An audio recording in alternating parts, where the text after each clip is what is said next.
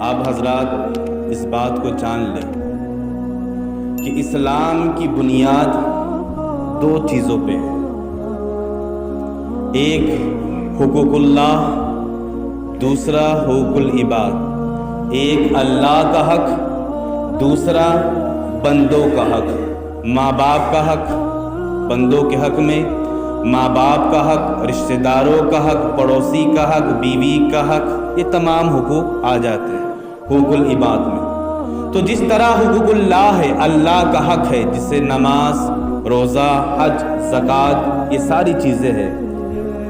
اب ذرا دیکھیے کہ اگر آپ اللہ کے کسی حق کو ادا کرنا چاہیں، مثال کے طور پہ نماز کو، تو نماز اللہ کا حق ہے بندوں کے لیے، بندوں پر حق ہے نا اللہ کا یہ، تو بندے اس حق کو ادا کرنے کے لیے رب کی بارگاہ میں نماز ادا کرتے ہیں۔ تو نماز صرف سجدہ کرنے سے ادا نہیں ہوتا، اس کے لیے انسان کو سورتیں بھی یاد کرنی پڑتی ہے، دعائیں بھی یاد کرنی پڑتی ہے، نماز کے حرکات سکنات کو بھی یاد کرنی پڑتی ہے کہ کتنا سجدہ ہوتا ہے، کب کھڑا ہونا پڑتا ہے، کیا ساری چیزیں ہوتی ہیں۔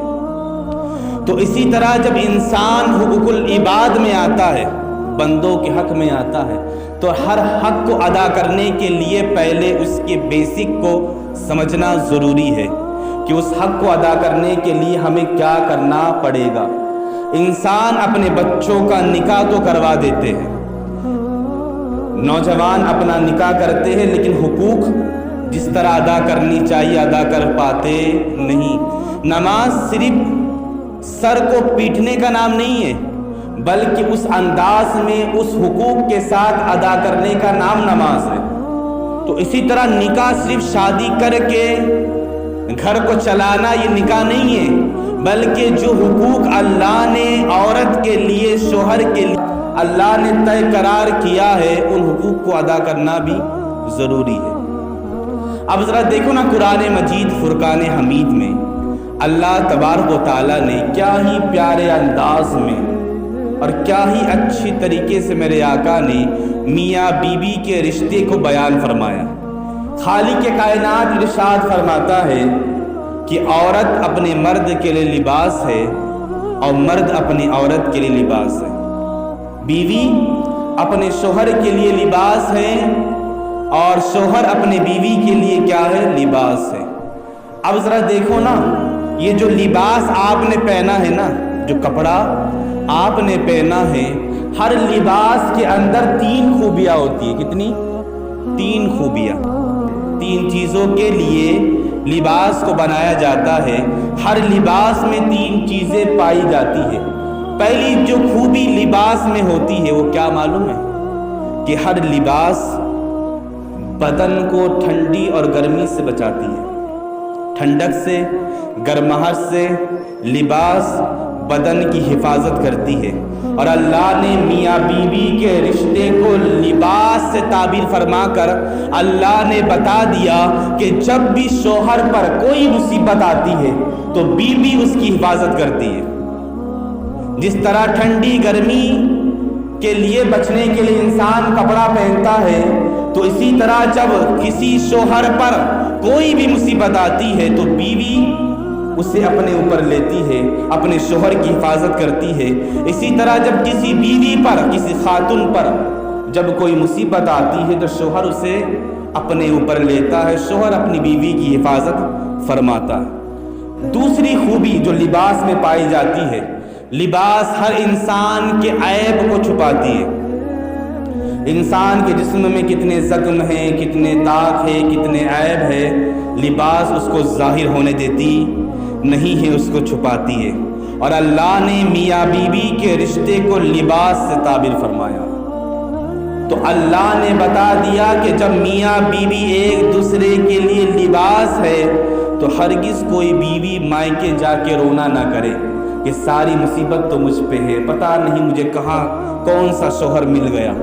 کوئی بھی مرد لوگوں کے سامنے، یاروں کے سامنے، دوستوں کے سامنے اپنی بیوی کے عیبوں کو نہ کھولے، نہ کہے کہ پہلے تو میری زندگی ایسی تھی، جب سے نکاح ہوا میری زندگی تباہ و برباد ہو گئی ہے۔ اس لیے کہ اللہ نے فرمایا یہ دونوں لباس ہے۔ تو لباس عیبوں کو چھپاتی ہے. کوئی اگر شوہر کی برائی کرے تو بیوی بچاتی ہے. اور تیسری خوبی جو لباس کے اندر پائی جاتی ہے وہ زینت ہے، خوبصورتی ہے. کیا ہے وہ؟ زینت ہے، خوبصورتی ہے.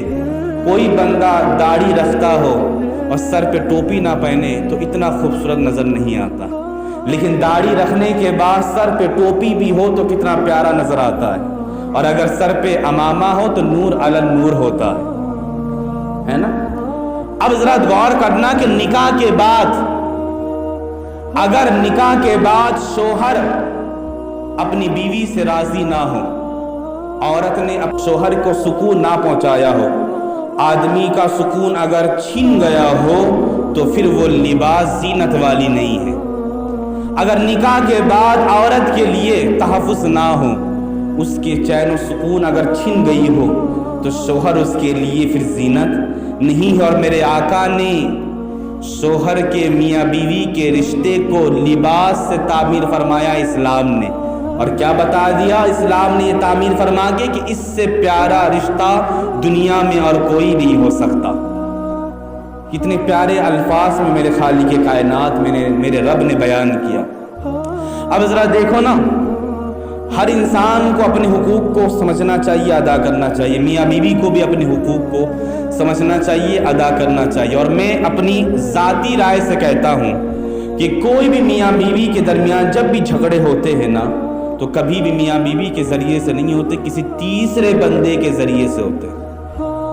کوئی تیسرا بندہ جب آتا ہے نا، رسول کریم صلی اللہ تعالی علیہ وسلم فرماتے ہیں کہ ہر رشتے والے کو، ہر رشتے دار کو، چاہے وہ باپ ہو، چاہے وہ ماں ہو، چاہے بیٹا ہو، بیٹی ہو، بھائی ہو، بہن، اس بات کی حفاظت کرنی چاہیے کہ وہ کبھی بھی ان دونوں کے درمیان درار نہ پیدا کرے. مثال کے طور پہ میاں بیوی اپنی زندگی کو آرام سے گزار رہے تھے. بھائی آیا، باپ آیا، کہنے لگا کہ بھائی تیری بیوی کے اندر تو یہ عیب تھے، جو عیب اللہ نے اس شوہر سے چھپا کے رکھا تھا تم نے آ کے اسے بیان کر دیا. لڑکی کے گھر والے آئے، کہا تمہارے شوہر کے اندر یہ عیب پائے جاتے ہیں، یہ برائی پائی جاتی ہے.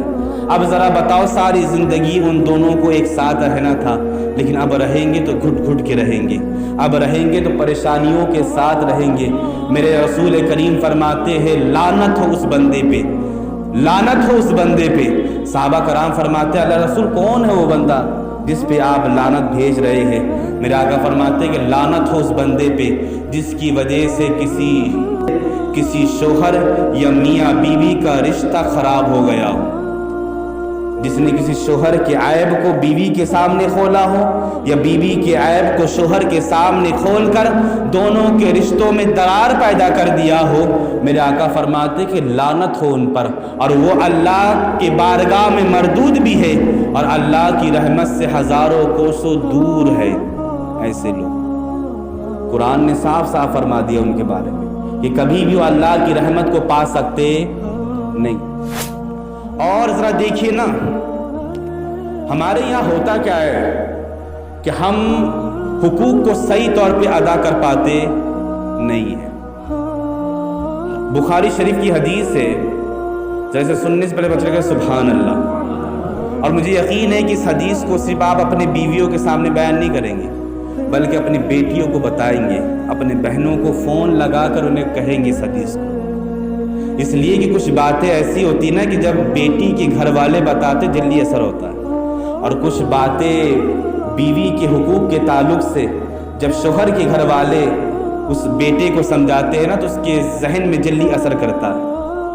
ورنہ اگر کوئی شوہر جا کے اپنی بیوی کو کہے گا اس طرح تو جلدی اثر کرتا نہیں. یہ ماں باپ کی ذمہ داری ہے کہ اپنے بچوں کو شوہر کے حقوق کو بتا کے بھیجیں، اور یہ لڑکے والوں کی ذمہ داری ہے کہ لڑکے والے اپنے بچوں کو بیوی کے حقوق کو بتائیں. اس لیے کہ ہر آدمی کا حقوق اللہ نے اور اللہ کے رسول نے بیان فرما دیا ہے. اب ذرا غور کرنا، حضرت ابو دردہ رضی اللہ تعالیٰ عنہ بیان فرماتے ہیں کہ ایک خاتون، ایک عورت حضور کی بارگاہ میں پہنچی، فرمایا اللہ کے رسول صلی اللہ تعالیٰ علیہ وسلم میں نکاح کرنا چاہتی ہوں، میں نکاح کرنا چاہتی ہوں، تو آپ مجھے نکاح کے حقوق بتا دے.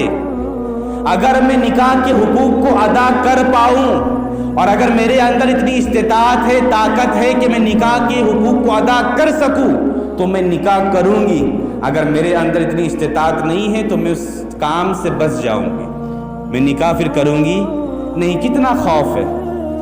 حضرت ابو درداء فرماتے کہ اللہ کے رسول نے فرمایا اس عورت سے کہ اگر نکاح کے بعد تیرے شوہر کے ناک سے پیپ نکلے، ریشے نکلے، میرے آقا فرماتے ہیں کہ اگر تو اپنی زبان سے بھی اسے چاٹ لینا تب بھی تو اپنے شوہر کے حقوق کو ادا نہیں کر سکتے۔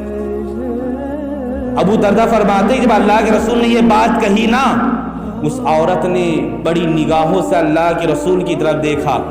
اللہ کے رسول فرماتے ہیں کہ عورت تو بس اتنی سی بات پہ حیرت میں ہو گئی، تجھے اتنی سی بات میں تو پریشان ہو گئی۔ میرا آقا فرماتے ہیں اگر خدا کے بعد مجھے اگر کسی کو سجدہ کرنے کا حکم دینا ہوتا تو میں عورتوں سے کہتا کہ وہ اپنے شوہروں کو سجدہ کرے۔ اتنی بڑی بات اللہ کے رسول نے بیان فرمائی ہے۔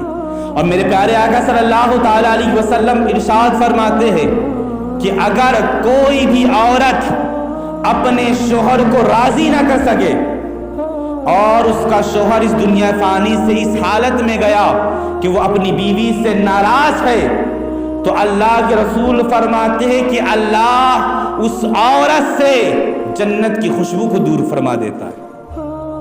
جنت تو دیکھنے کی بات دور ہے، خوشبو اللہ دور فرما دیتا ہے جو عورت اپنے شوہر کو راضی نہ کر سکے۔ اور میرے پیارے آقا صلی اللہ تعالیٰ علیہ وسلم ارشاد فرماتے ہیں کہ جب میاں بیوی کے درمیان کسی بات میں بحث ہو، نا اتفاقی ہو، جھگڑا ہو، اور دونوں ایک بستر پہ جب سوئے، ایک بستر پہ جب آرام کرے اور دونوں اپنے رکوع کو پھیڑ دے، بیوی ادھر منہ کر کے سوئے، شوہر ادھر منہ کر کے سوئے، اللہ کے رسول فرماتے ہیں کہ ساری رات اللہ کے فرشتے اس عورت پہ لعنت بھیجتے، اس عورت پہ کیا کرتے ہیں؟ لعنت بھیجتے ہیں۔ لیکن ہمارے یہاں کیا ہوتا ہے کہ ہم تو کبھی بھی اپنے بچوں کو، اپنی بچیوں کو حقوق بتاتے نہیں ہیں۔ آپ سوچتے کہ ہم نے ساری چیزیں بتا دی ہے، ہر چیز ہم نے سکھا دیا ہے، کبھی نہیں سوچنا ہے تم نے کچھ نہیں بتایا۔ ذرا دیکھو نا، جب اللہ کے رسول جناب محمد رسول اللہ صلی اللہ تعالیٰ علیہ وسلم نے اپنی بیٹی خاتون جنت فاطمہ الزہرا رضی اللہ تعالیٰ عنہا کا نکاح مولا کائنات شیر خدا سے فرمایا تو دونوں کے سر کو محبت سے ملایا اور اپنے ہاتھوں کو رب کی بارگاہ میں بلند فرما کر دونوں کے حق میں محبت کی دعا فرمائی۔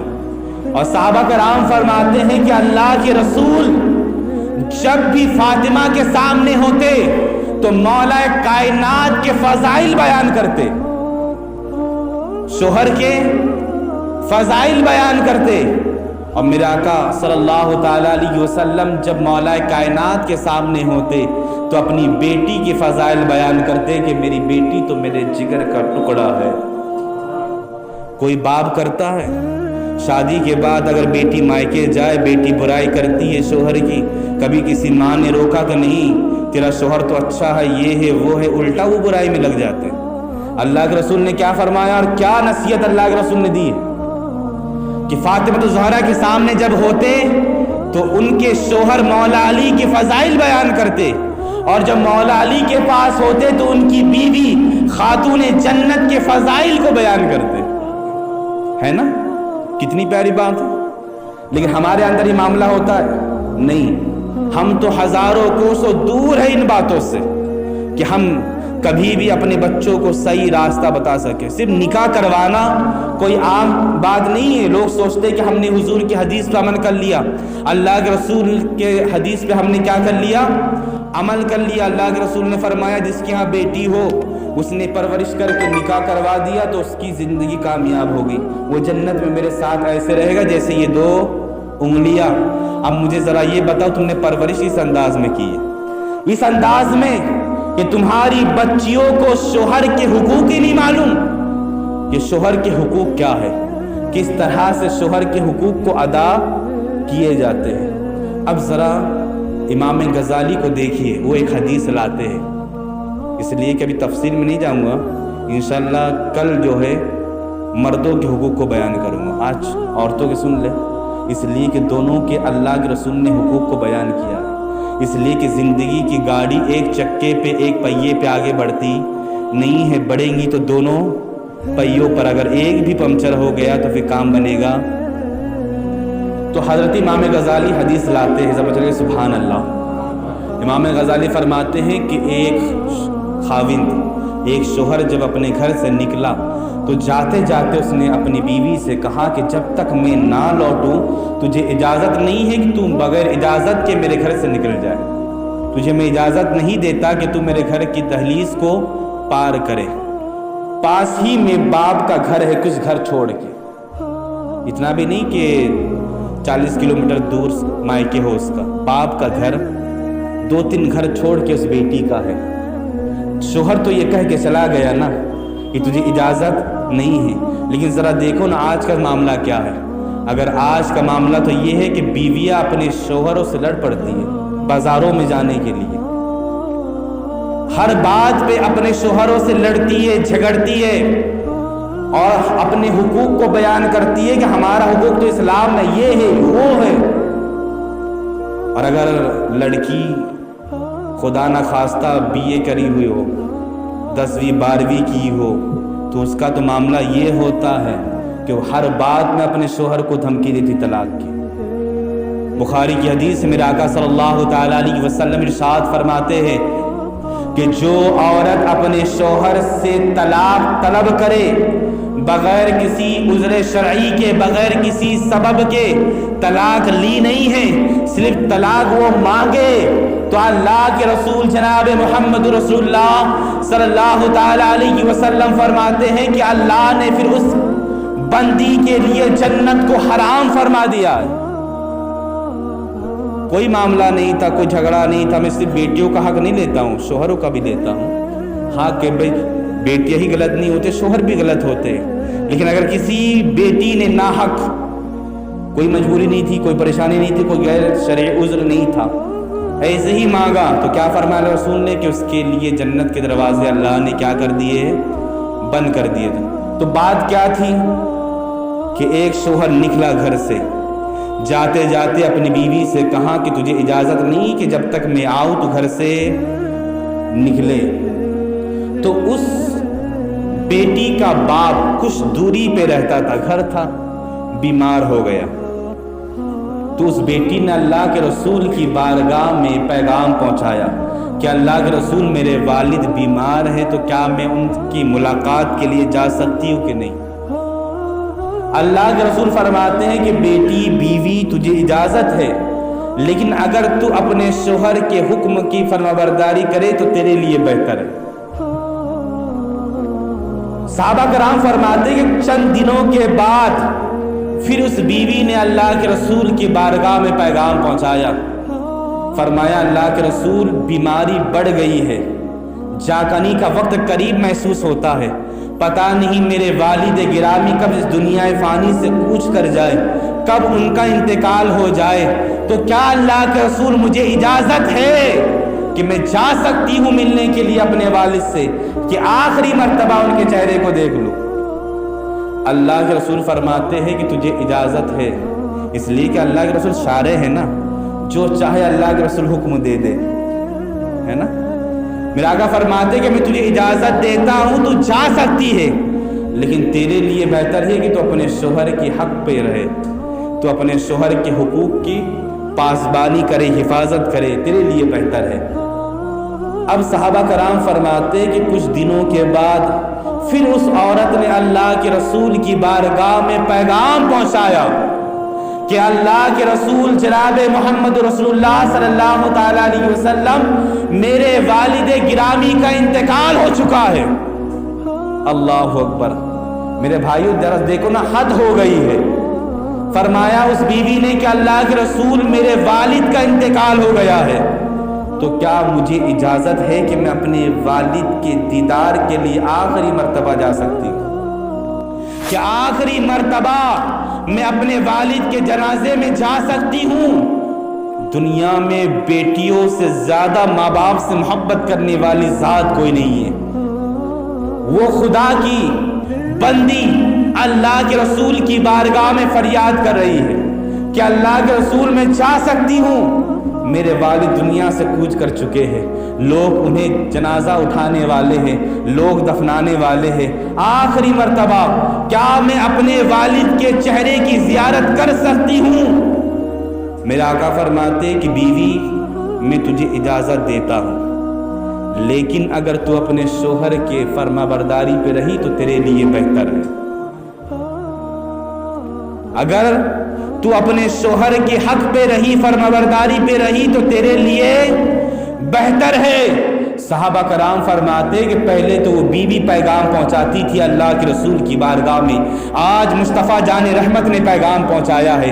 آج میرے آقا فرماتے صحابہ کرام سے، اے صحابہ کرام جا کے دیکھو کیا وہ بیوی اپنے باپ کی زیارت کے لیے گئی ہے کہ نہیں گئی ہے، کیا وہ بیوی آخری مرتبہ اپنے باپ کے چہرے کو دیکھنے کے لیے گئی ہے کہ نہیں گئی ہے۔ صحابہ کرام جا کے واپس آئے، اللہ کے رسول فرماتے کیا ہوا، وہ بیوی گئی تھی کہ نہیں گئی تھی؟ صحابہ کرام فرماتے اللہ کے رسول وہ بیوی اپنے گھر میں موجود ہے، وہ بیوی اپنے گھر میں اپنے شوہر کی اطاعت میں موجود ہے۔ میرا آقا فرماتے صحابہ کرام جاؤ میری طرف سے اس بیوی کو خوشخبری دے دو اور جا کے اس بیوی سے کہہ دو کہ تم نے اپنے شوہر کی اطاعت کی ہے، اس کی فرما برداری کی ہے، اس سے اللہ تبارک و تعالیٰ نے تمہارے لیے جنت کے دروازوں کو کھول دیا ہے اور تمہارے باپ کے لیے بھی جنت کے دروازوں کو کھول دیا، تمہارے لیے بھی اور تمہارے باپ کے لیے بھی جنت کے دروازوں کو اللہ تبارک و تعالیٰ نے کھول دیا۔ کتنی بڑی بات ہے نا، یہاں تو ذرا سی بات پہ بیویاں نکل جاتی ہے گھر سے، لیکن وہ عورت کیا اللہ کے رسول نے اجازت دی؟ شارح ہے اللہ کے رسول، اگر اللہ کے رسول کی اجازت پہ اگر وہ عورت چلی بھی جاتی تو رب کی بارگاہ میں گنہگار نہ ہوتی، رب کی بارگاہ میں عورت گنہگار نہ ہوتی، لیکن اللہ کے رسول کے فرمان کے مطابق اس نے اپنے شوہر کی اطاعت کی ہے۔ تو میں کہتا ہوں کہ اللہ کے رسول جناب محمد رسول اللہ صلی اللہ تعالیٰ علیہ وسلم نے فرمایا ہے کہ وہ عورت جو اپنے شوہر سے راضی ہو کبھی بھی اس کی برائی نہ کرے۔ ذرا دیکھو نا حدیث پاک ہے، اللہ کے رسول جناب محمد رسول اللہ صلی اللہ تعالیٰ علیہ وسلم نے فرمایا اپنے صحابہ کرام سے کہ اے صحابہ کرام میں سب سے زیادہ جہنم میں عورتوں کو دیکھتا ہوں، میں سب سے زیادہ جہنم میں عورتوں کو دیکھتا ہوں۔ حدیث موجود ہے، صحابی رو پڑے، زاروں قطع رونے لگے۔ صحابہ کرام نے جب دیکھا یہ منظر تو حضور فرماتے ہیں اے میرے پیارے صحابہ تم روتے کیوں ہو، رونے کی وجہ کیا ہے؟ تو وہ پیارے صحابی فرماتے ہیں اللہ کے رسول وہ عورتیں جو جہنم میں جل رہی ہے وہ ہماری مائیں ہیں، ہماری بیٹیاں ہیں، ہماری بہنیں ہیں، وہ جہنم میں جلیں گی۔ میرے آقا فرماتے ہاں صحابی وہ جہنم میں جلے گی، اور ان کے جہنم میں جلنے کی 3 وجہ ہے۔ پہلی وجہ یہ کہ وہ چغل خوریاں کرتی ہے، گھر میں ہر بات پہ ایک دوسرے کی چغلی کرتی ہے، کبھی شوہر کو اس کے بہن کے خلاف، کبھی شوہر کو اس کے ماں کے خلاف، کبھی ادھر کی باتیں ادھر، ادھر کی باتیں ادھر، ہمیشہ وہ اپنی زبان کو چغل خوری میں استعمال کرتی ہے۔ میرا آقا فرماتے دوسری وجہ جہنم میں جلنے کی کہ وہ عورتیں کبھی بھی اللہ کی رضا پہ راضی نہیں ہوتی، کبھی بھی اللہ کا شکر ادا نہیں کرتی، ہمیشہ اللہ کی بارگاہ میں شکوہ شکایت کرتی ہے۔ اگر ان کے بچوں کو بھی چوٹ لگ جائے، ذرا سی مصیبتیں بھی آ جائے تو اللہ کی بارگاہ میں شکوہ شکایتیں کرتی ہے۔ میرا آقا فرماتے تیسری وجہ یہ کہ اپنے شوہروں کی فرما برداری نہیں کرتی، اپنے شوہروں کی شکوہ شکایت دوسروں کے سامنے کرتی ہے، اپنے شوہروں کے عیبوں کو دوسروں کے سامنے کھولتی ہے۔ میرے پیارے آقا فرماتے ان وجہوں کی وجہ سے، ان چیزوں کی وجہ سے وہ عورت جہنم میں جلائی جائے گی۔ اور یہ کوئی عام بات نہیں ہے چغل خوری کرنا، یہ ساری چیزیں، یہ چیزیں ایسی ہے جس کا عذاب قبر میں بھی ہوتا ہے اور آخرت میں بھی ہے۔ اللہ کے رسول نے فرمایا کہ جو بندہ یا بندی چغل خوری کرتے ہو، ایک دوسرے کے عیبوں کو ظاہر کرتے ہو تو ان کے اوپر عذاب قبر ہوتا ہے، قیامت آنے تک قبر میں جلتے رہیں گے، اور پھر یہاں پہ سزا ان کی ختم ہوتی نہیں، جب محشر میں اٹھیں گی تو پھر جہنم میں بھی جلیں گے۔ تو تو لوگوں کو ایک دوسرے کی غیبت سے بچنی چاہیے، لوگوں کو ایک دوسرے کی غیبت کرنی نہیں چاہیے۔ تو یہ جو باتیں میں نے آپ کو بتائی ہے نا، یہ صرف اپنے تک نہ رکھے، نہ اپنے بیویوں کو بچائیں، اس لیے کہ اگر یہ باتیں آپ اپنی بیویوں سے کہیں گے نا تو یہ سوچیں گے کہ لگتا ہے یہ ہماری خدمت کے لیے، فرمانبرداری کے لیے ہم سے کہہ رہے ہیں۔ یہ باتیں بتانے کا حق کس کا ہے؟ ماں باپ کا ہے کہ وہ اپنی بچیوں کو بتائے، بھائیوں کا ہے کہ وہ اپنے بہنوں کو سمجھائے، بتائے شوہر کے حق کیسے ہوتے ہیں، حقوق کیسے ہوتے ہیں۔ تو اللہ کی بارگاہ میں دعا ہے کہ اللہ تبارک و تعالی ہم لوگوں کو سننے سنانے زیادہ ان باتوں پہ عمل کرنے کی توفیق عطا فرمائے، اور انشاءاللہ کل مردوں کے حقوق بیان کیے جائیں گے۔ اگر آپ کے اندر وہ کمی ہو، وہ چیزیں نہ پائی جاتی ہو، تو اپنے آپ کو سدھاریں تاکہ آپ کی دنیا اور آخرت دونوں سدھر جائے۔